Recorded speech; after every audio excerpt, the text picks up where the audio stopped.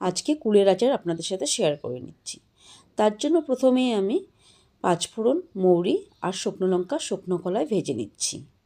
এটা কিন্তু একটা পাউডারও করে নেব। এরপর সেই ফ্রাইং প্যানে 1 চা চামচ মতো সরষের তেল দিয়ে ফোড়নে আবার পাঁচফোড়ন আর শুকনো লঙ্কা দিয়ে দিলাম। হালকা নেড়ে চেড়ে আমি কুলগুলো দিয়ে দিব এবার। আর এখানে এটা মানে ওয়েস্ট বেঙ্গলে এটা কুল বলে, নর্থ ইস্টে কিন্তু বড়ইও বলে থাকে, আবার কেউ কিন্তু বগরিও বলে। এরপর পরিমাণ মতো নুন হলুদ দিয়ে হালকা নেড়ে চেড়ে ঝালের জন্য আমি লঙ্কার গুঁড়ো দিচ্ছি, কারণ আমি আচারটা টক ঝাল মিষ্টি করব। কেউ যদি শুধু মিষ্টি করতে চাইলে লঙ্কার গুঁড়োটা কিন্তু একদমই স্কিপ করতে পারে।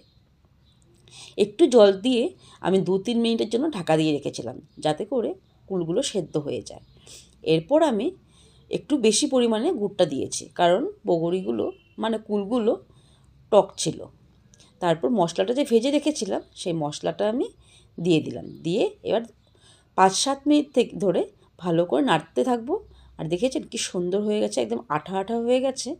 তখন গ্যাসটা অফ করে দিয়েছি। আর এই আচারটা কিন্তু কেউ চাইলে কাচের বয়ামে ভরে 1 বছরের জন্য স্টোর করে অনায়াসেই রাখতে পারে। দুর্দান্ত হয় কিন্তু।